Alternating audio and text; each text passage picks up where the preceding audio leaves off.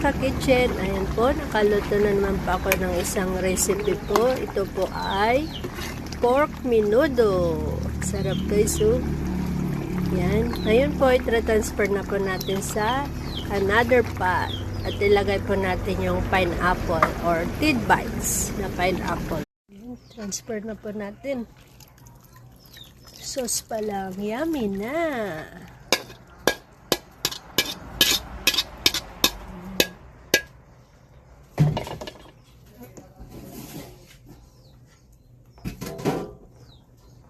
Lagay po natin yung pineapple. Yung tidbites po, yung pineapple.